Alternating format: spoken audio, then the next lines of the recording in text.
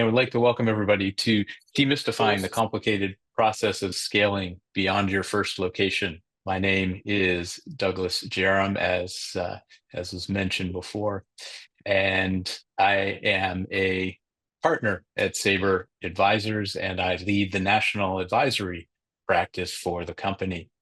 I've been in the business for a very long time, almost 30 years now. I've been in the retail real estate business, primarily throughout that time representing tenants and more specifically of the last several years only and specifically representing healthy lifestyle tenants that are looking to scale from anywhere from 0, 1, 2, 3 locations up to 50, 100 locations or more.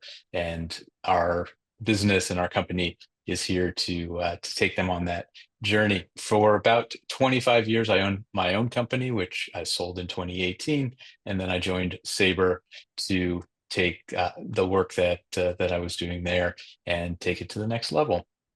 So, as I mentioned, I've been in the business about 30 years. About 10 years ago, after about 20 years of working with some of the best brands out there and learning the best practices, folks like Starbucks, Walmart, I decided I wanted to develop a process for scaling startup and emerging brands and using those best practices.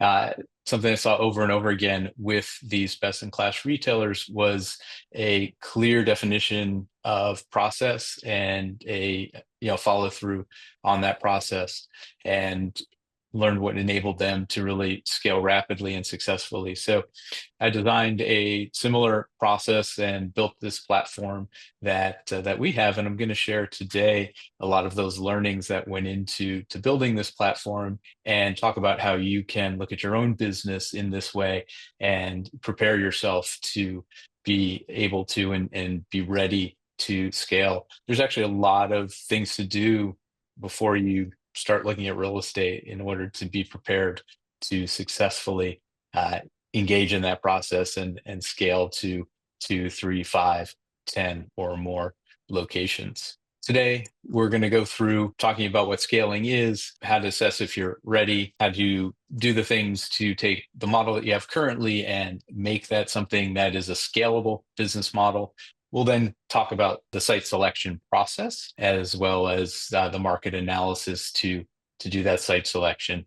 And after that, any questions that are out there. What is scaling? So scaling is about multiplying your success by replicating what works, designing a model that can be consistently and efficiently replicated. It's more than simply opening new stores. It's creating a model that ensures that the growth you have remain sustainable.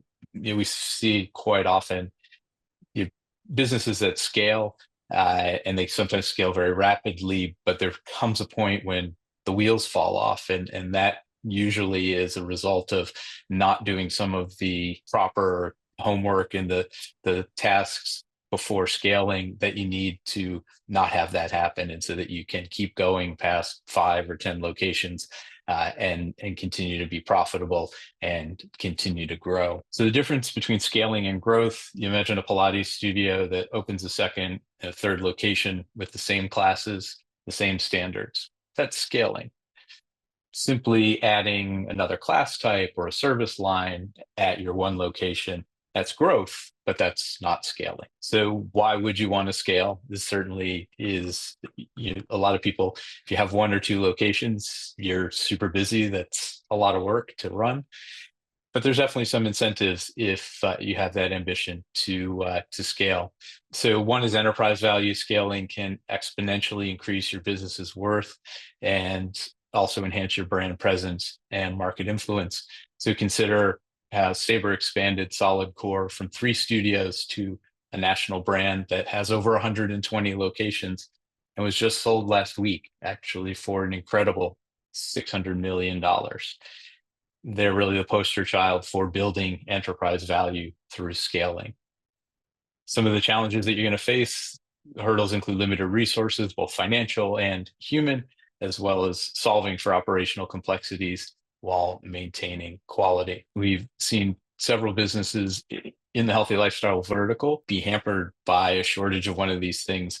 Something we've seen in the rise of concepts that require, let's say, highly specialized or even licensed human resources in the form of maybe estheticians or nurse practitioners, or in a massage space, is finding that labor, and that impacted their ability to scale. And that's just one example of the kind of things that you would want to look out for. So how do you know if you're ready to scale?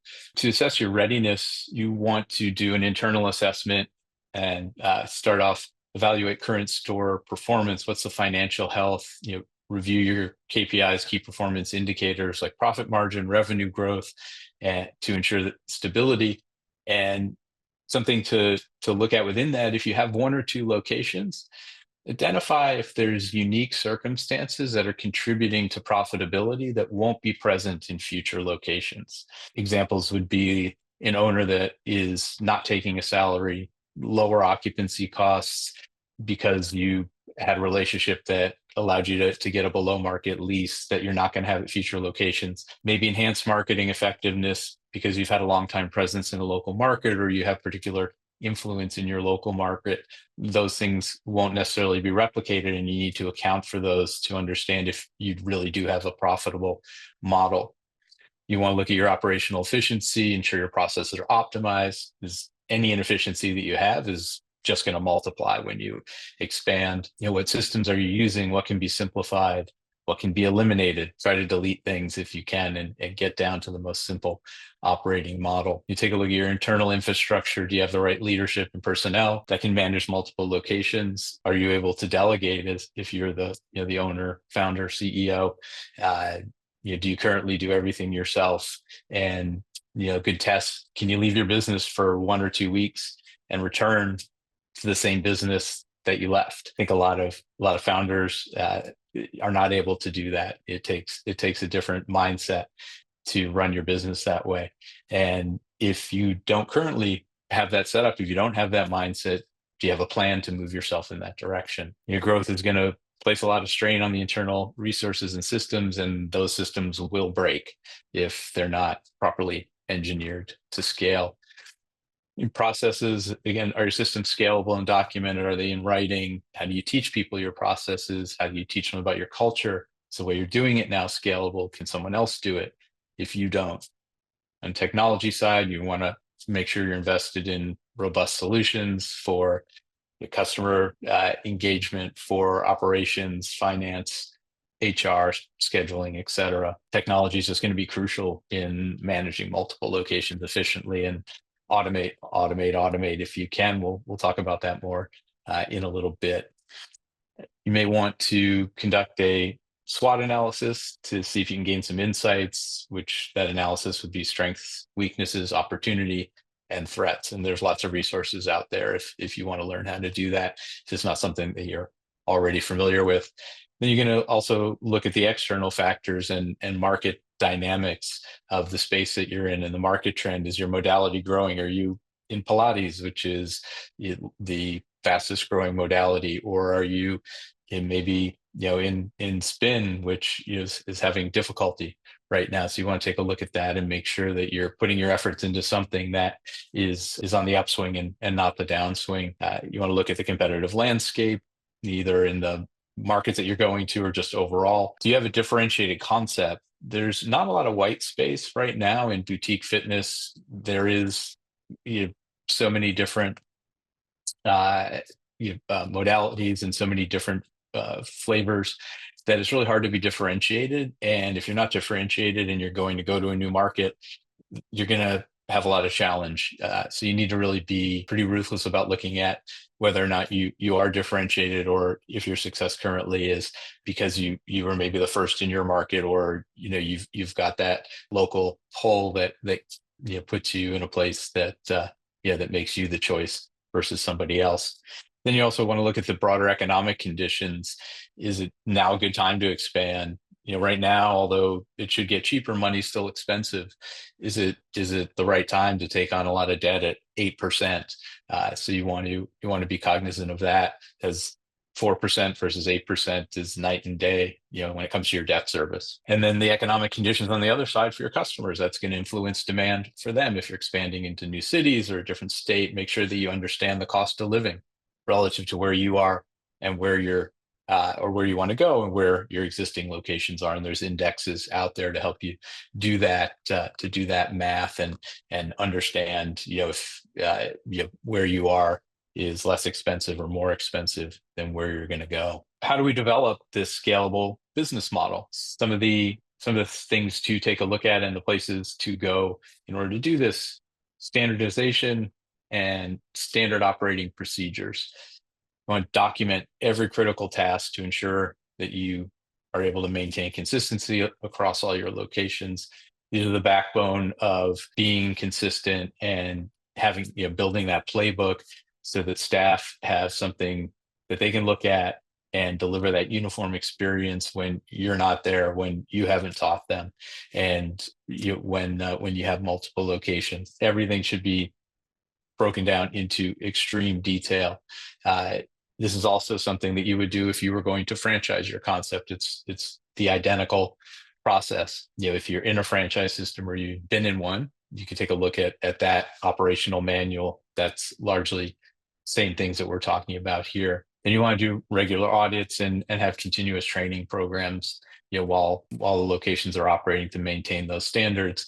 And maintaining that consistency is as important as having the procedures. If nobody uses them, they're not going to do you any good. Make sure you have regular reviews to ensure that all the locations are adhering. You got to go and visit those different locations and keep them, make sure that they're doing what they should when you're not around. Want to leverage technology for scalability. You mentioned automation, so you want to use technology. And most people probably are, that you want to make sure that you're really using systems that work well together and are going to give you the most benefit. So, bookings, payments, inventory, which would be the slots in the classes. Make sure that your point of sale system and your CRM systems are best in class. Ideally, they're either one and the same, or they can connect with each other, and make sure that you're using systems that can scale in the way that you want to scale, and that they're not going to be limited when you start to get a lot of different locations open. You really would not ideal to have to switch over to a new system after being using it for a while and you have 5 or 10 locations. That's not a lot of fun. CRM systems, those are what you're using to track your customers and look at their habits, and you'd be able to make data-driven decisions. The more integrated they are, the more real-time insights you'll get, the more quickly you can respond to changing conditions.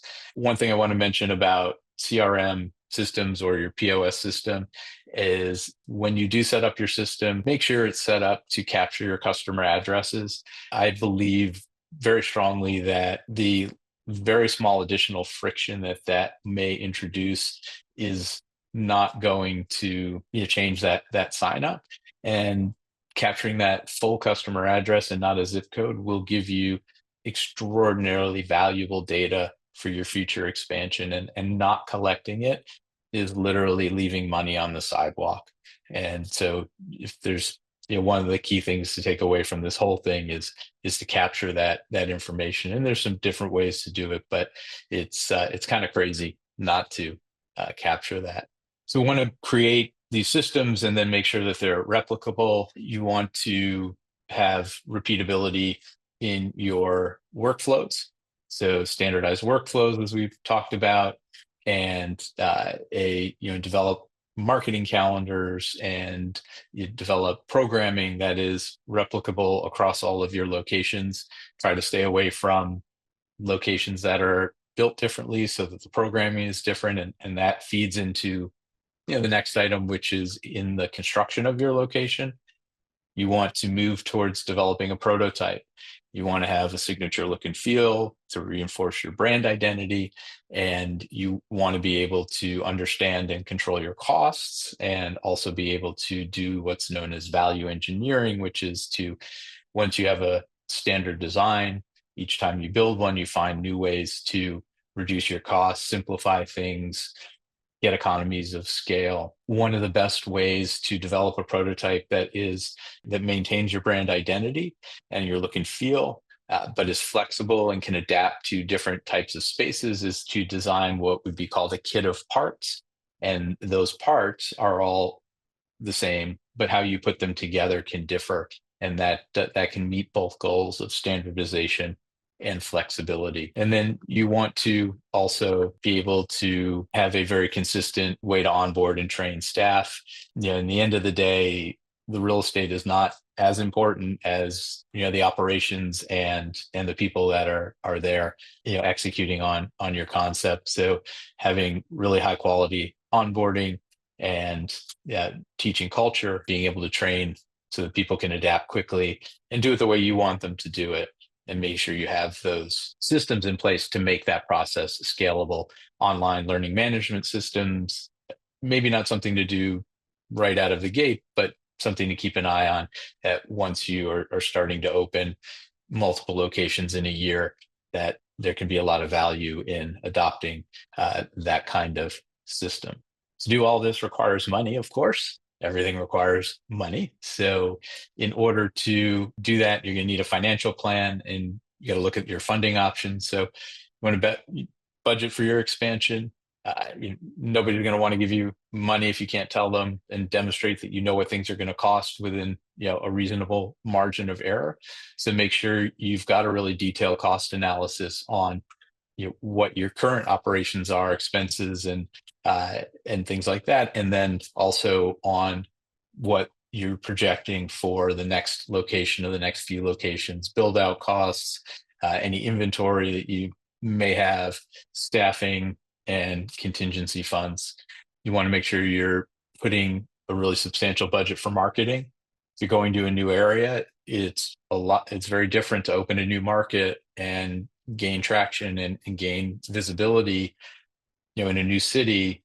Don't underestimate the cost of that marketing. It can be really pretty substantial. Typically it's worthwhile, it's worth the investment, because you will spend less time ramping up. You'll get to the number of members you will need more quickly, but it can take quite a lot to break through in a new market. Make sure you have at least 6 months of operating expenses, and that is all operating expenses. Don't forget debt service.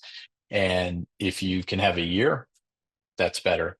You really don't want to get to 6 months and not be at break even. You just can get really painful, the decisions that have to be made at that point. So the more capital you have, if you have multiple locations, then you may have the ability to take from the cash flow of others to support the new ones. So wherever it's coming from, make sure that you have a plan for being able to grow that business and maintain it over a long period of time. Like I said, if you can have a year, that certainly is going to be beneficial. Then look at your funding options. You're going to use debt financing. A lot of people are going to use an SBA loan, a 7A. The terms are really good, and you can leverage that and use that kind of over and over, for a while. It gets a little difficult to do it if you're going to expand multiple locations at one time, but if you're doing one after the other, that's definitely something that's viable for getting to multiple locations. You may get to a point where you want to look at equity financing. Don't necessarily recommend you doing equity financing to get to your second or third location. You're going to give up a ton of your business, and we've seen a lot of folks that have ended up having to give up a majority of their business, where they own less than 50%, and now you've just got a job. So be really careful with the equity. Don't give away too much early on.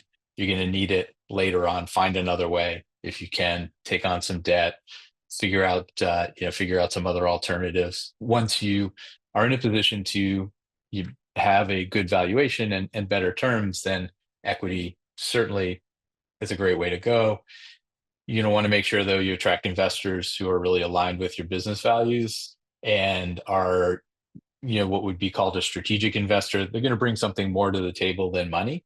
that can actually be some of the most valuable things, whether it's connections or subject matter expertise, et cetera. So don't just look at somebody for their ability to write a check. Make sure that you have the right kind of investor for the size that you are. If you've got a handful of locations, you're not going to want, most likely, private equity to be your investor. They may not want to be your investor anyway, but what they're going to want and what they're going to expect from you is likely not where you're at. They are much more compatible with larger organizations, and your goals and their goals will probably not align. So you really want to be careful. Better is to find angel investors who are passionate about, the wellness space, or your concept in particular, and they're going to be much easier to work with and will more likely be supportive when things are not going well, as they are when, not just being supportive when things are going well. And also don't forget about checking to see what kind of grants and incentives may be out there, particularly, on the build out side. Is the local municipality offering, facade improvement grants? There's can be grants for signage. There can be, low interest loans if you're bringing a wellness concept to the community. So don't sleep on that. 10 grand, 15 grand, particularly if it's a grant, it's just free money. And it's definitely worth, taking a look and seeing if that's possible. We've looked at the business, we've dug into it, we've figured out our processes, we've got everything documented.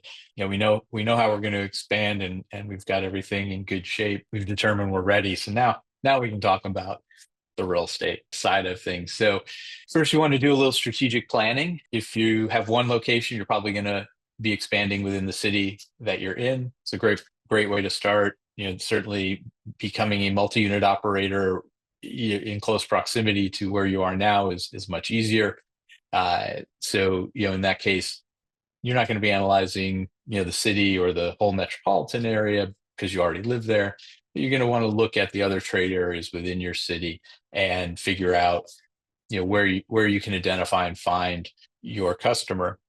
How do you do that? You got to understand who your customer is. What's that customer's profile? What's their median age? What does the household income look like for your customers? Kind of education, things like that. If you're doing it on your own, there's some free resources, census data, and there's some other places where you can go to get some decent basic demographic information. You're also going to know about your customers because they're coming in every day, and start to kind of catalog that and understand who they are, and what different things you see about them that's distinctive, and you're going to develop a profile. If you go further, we do this type of thing as service, and we do it, in much greater depth and with a lot of different tools. But fundamentally, we will build a customer profile as well, and you can do it for yourself. And then you want to look for areas that have similar customers. Seems kind of obvious, but it's not always what people do. Sometimes people are attracted by the real estate or the real estate deal, and don't put as much emphasis on, is this even the market that I should be in? So you want to make sure that that you're doing that advanced analysis. The things that we do in our program would be using things like psychographics in order to analyze trade areas and sites. Psychographics can be thought of as demographics on steroids. They give you a complete lifestyle profile of a person or of a household and go far beyond basic demographics. The idea would be, if you have a household that has an average income of $250,000, if that's two people living in a high rise in Manhattan, that's one type of person versus a family of five living in a suburban New Jersey home on an acre of land. So that $250,000 household income is going to look really different on these two different groups. And that's what psychographics can tell you. That kind of data really only available probably through a partner You want to, depending on the type of market you're in, if you're in a more urban market, you're going to want to look at once you're starting to look at sites, look at foot traffic or drive-by traffic.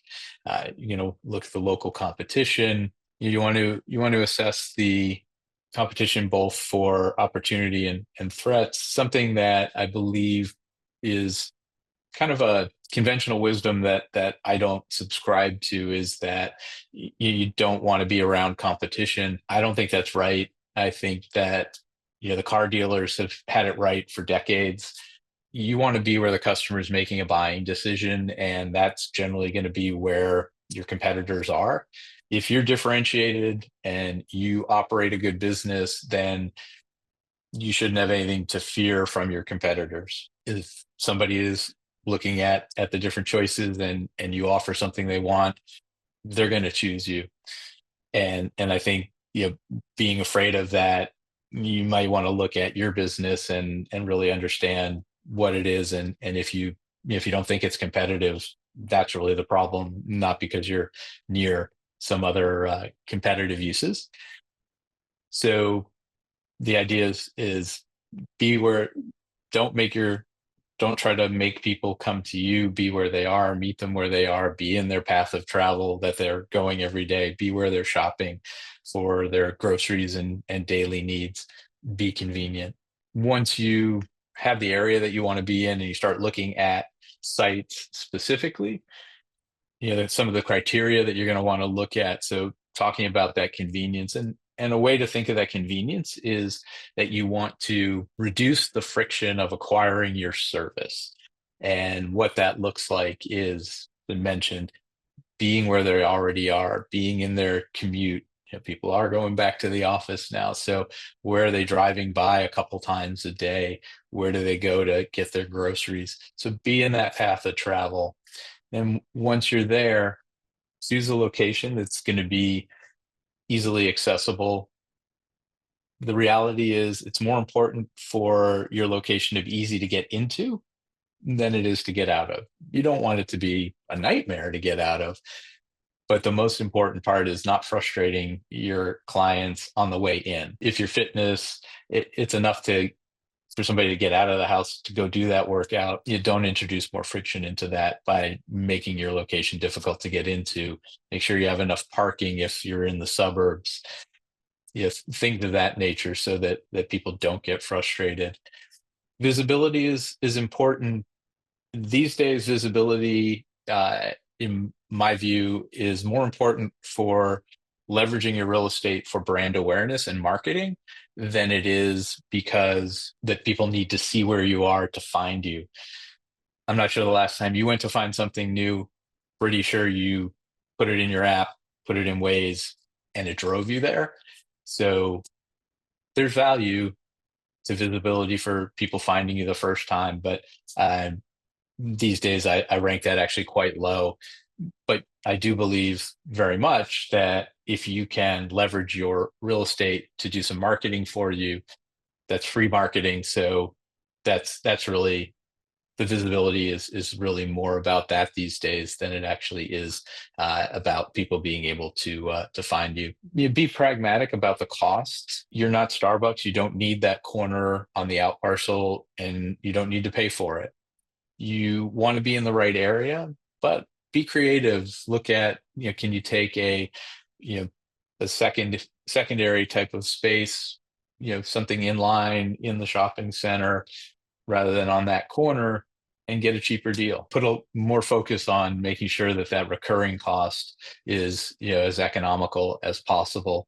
However, not at the expense of taking real estate because you are only looking to get the most inexpensive. That's a classic mistake, and you will likely suffer for that. So it's about finding that balance, finding a good location that's reasonably priced, not the cheapest location. There is a reason it's cheap. Nobody wants to be there. Don't be that person. If it's your own concept and not a franchise, because if it's a franchise, you kind of have to go with what their requirements are. But if it's your own concept, people want flexibility, and generally would recommend that you can use your membership at any location, which then comes back to the technology that you're using. You need technology that's going to allow you, particularly if somebody's on 8 times a month, you got to keep track of that. So all the locations, you need to be networked together into your management system for tracking that. But if you're doing that, then yeah, it's definitely would recommend allowing people to to go to any location that they want to. Friction. We don't want to give them friction. We don't want to make them annoyed. So somebody else is going to offer that. Scaling, to take it beyond the concept of growing, can mean increasing your revenue from a single location, increasing your products that you're offering, increasing the classes you may have, increasing the number of class times that you have. Those are all ways to grow your business. Scaling in a fundamental basic way is growing the number of businesses that you have, taking that business and opening multiple locations. I will dig a little deeper or get a little more refined to say that if you're opening a location every 2 or 3 or 4 years, I would probably call that growing and not scaling. The idea with scaling is to have a curve that is not linear, and to have a little bit of a logarithmic curve. You're going to do your second and third, then you're going to do your fourth, fifth, and sixth. Then you're going to do, so you're at a pace of you've moved into a place where you're scaling the business rather than just organically adding every so often.